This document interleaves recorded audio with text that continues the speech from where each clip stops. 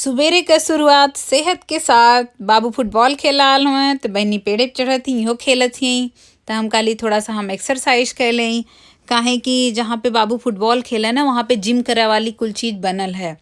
तो कहियो कहियो करीला, रोज ना करीला। तो आज बहनी साथे आयल ही, काहे कि यही समय में बहनी का क्लास रहाला, लेकिन आज उनका क्लास ना है।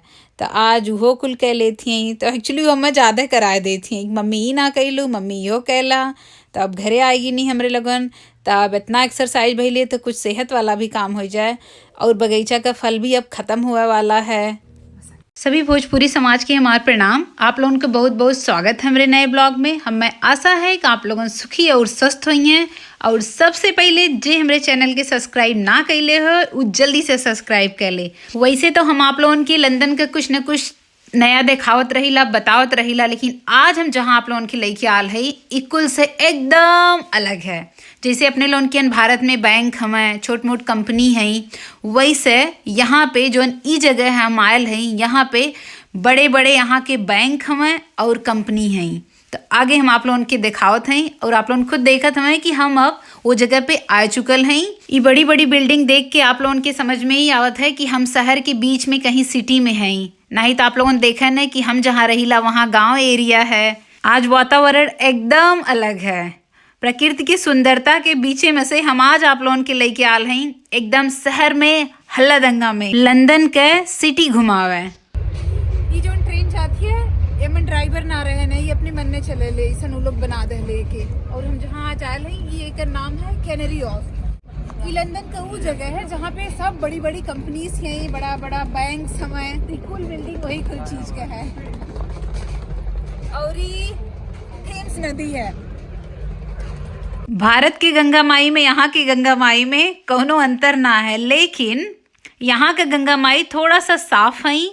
और दूसर बात यह है कि यहाँ के गंगा माई के समझे में हमें थोड़ा टाइम लगल, लेकिन हाँ समझ लेल है।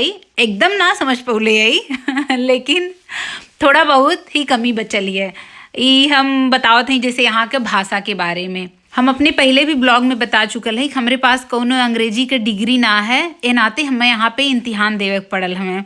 तो आज हम अपने कुछ वही कागजी काम खातिर यहाँ पे आयल है।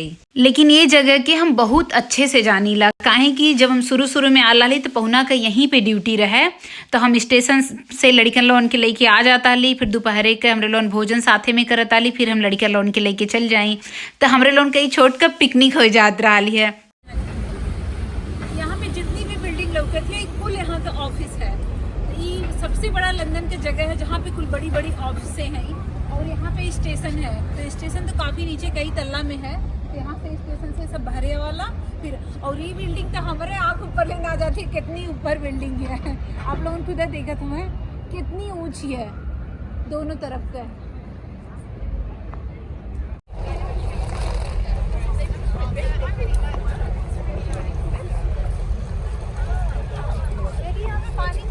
आप लोगों खुद सुनत हुए कि कितनी हल्ला होती है यहाँ पे, लेकिन बाबू बहनी से हम बतावत हैं कि हमरे लोन यहाँ आवत हली, यहाँ का करत हली, वहाँ का करत हली।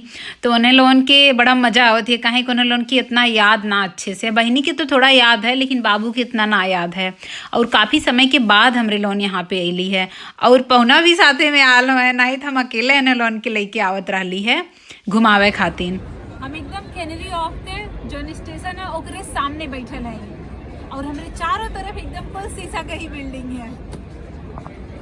तो जोने टाइम पे हमरे लोगन आयल है वो टाइम है जैसे 11:30 बजे लगभग। तो यह समय ज़्यादा भीड़ ना है, ना ही तो अगर सुबेरे के टाइम पे आवे और शाम के टाइम पे जोन पीक टाइम बोलल जाला कि जोने टाइम सब ऑफिस जाला या ऑफिस से छुट्टी होले, वो समय तो यहाँ पे एक मतलब तनको भर जगह ना रहे, पूरा रास्ता भरल रहाला सीढ़ी से लेके ट्रेन तक। लेकिन सब बड़ा शरीफ है, लाइन में रहाला। यहाँ पे जब स्टेशन से सब आवाला तो बहुत जने यहाँ से साइकिल ले लेने रेंट में, और बाद पूरा लंदन घूम लेना है, पूरा कैनरी वॉर्फ काहे कि काफी बड़ा है। तो इतना आसान ना है कि पैदल पैदल चल के जल्दी से करे। तो बहुत जने हुए थे यहाँ पे पूरा लाइन से बना है। चिकन मन का देखा यहाँ पे है भी ना, लेकिन रात तक पूरा फिर से कुल भर जाए साइकिल से। तो सब लोग रेंट में ले लेके गए है अपन कुल जगह घूमे खातिर।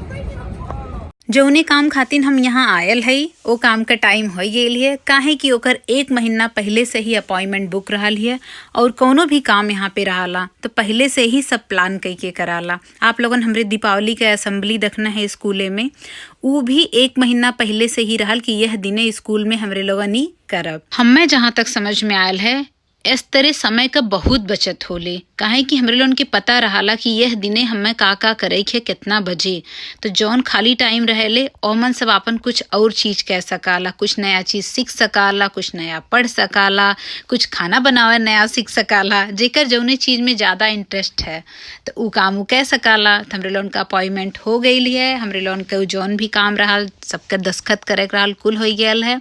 तो हम फिर आप लोगन के एक वहीं पे एक और जगह लेके है, काहे कि हम यहाँ पे भी बहुत टाइम बितौले है। स्टेशन से एकदम 1 मिनट भी ना चले पड़ाला, ए जगह पे हमरे लोन आ जाइला। तो जब शुरू में हम आए लाली तो यहीं आए के हम बैठत रही, काहे कि एकदम शांत रहे, एकदम भीड़ भाड़ ना रहे ज़्यादा और एकदम चारों तरफ हरियाली रहे और जौन कुल पेड़ घास लौकत है ई कुल सही वाला है। जैसे नकली घास बहुत जगह यहाँ पे लगल रहे नहीं, वैसा ना है। बाबू बहनी खेलत भी हमें, लेकिन अब तो लोग बड़ा हो के खेलत है कि लोन की याद रही, उसमें छोट रहे लोग तो मैंने लोन की छोट लड़कियन की ट्रॉली में लेके आई। तो 2 सीट वाली हमारी ट्रॉली रहे, हम बहुत पहले वीडियो में आप लोगों के देखौले भी है। तो बहनी पीछे बैठ जाती यानी बाबू आगे बैठ जात रहना, और ट्रेन में हमें लवे में आसानी रहल। और ई कुल जौन जगह लौकत है एकरे नीचे बहुत बड़ा शॉपिंग मॉल है, तो मन आपके हर प्रकार का सामान मिली।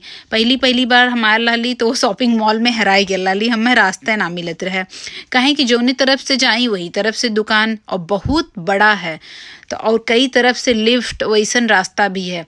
तो पूछत फाइनली हम पाई गेली। तो हमरे लोगन अब आई गया है कुछ खाए पिए वाली जगह पे, काहे कि अब इतना सब दौड़ल है मेहनत कैले है कुछ खाए ले, लेकिन यहाँ पे तो सरमना भवन का डोसा इडली मिली ना तो हमरे लोगन कुछ ऐसे खाते हैं। लेकिन हम घरे जाएंगे कुछ चटपटा तनी बनाई, काहे कि मौसम भी ऐसन है और जब हम ज़्यादा मेहनत कैले रही तो ज़्यादा खाइयो चाहला तो इतना चले कि सुबेरे आप लोगन कुल देखबे कहीं ना का भैल है। तब सब खा पी भैल है तो फिर थोड़ा सा अब सब घूम टहर ले, और बाद हमरे लोगन घरे चलल जाई, काहे कि जब तक कोनो काम खाती नवा और काम ना हो जाए तब तक मन तनी अटकल रहाला। और हमार मन तो ज़्यादा वैसन है हमार मम्मी ही हमें दे रहे हैं, और ये ट्रेन बिना ड्राइवर का आगे पीछे घूमत ही है तो ये हमेशा लगातार चलत रहे। बहुत बड़ी ना है, इसका नाम है DLR ट्रेन, तो ये चलत रहे हरदम आगे पीछे। लड़का लोन का मन ना होते यहाँ से जाए खातिर ना, और बहन टाइम भी हमरे लोन के पास, तो हमरे लोन थोड़ा बहुत और घूम लेवल जाए फिर चलल जाए। और हम आहू जितना खींच पावत हैं अमन वीडियो आप लोगन के दिखा देते हैं, लेकिन फाइनली अब हमरे लोन घरे चलत हैं, काहे कि यहाँ से 2 घंटा लगभग हमरे लोन के घरे जाए में लगी। और बाबू बहनी के तो और भी जिम्मेदारी है, वो लोग हमहू से ज़्यादा जिम्मेदार मनई है। तो अब घरे पहुँच के वो लोग सबसे पहले उन्होंने का काम है लोग कुकुर चरावे आयल है, वैसे तो अकेला ही लोग संभाल लेला कुकुर के और रास्ता भी पता है, लेकिन अभी हमरे लोग अकेले ना छोड़ीला कि इतना बड़ा भी ना लोग भैल है। Hello, baby. Oh, it looks tired.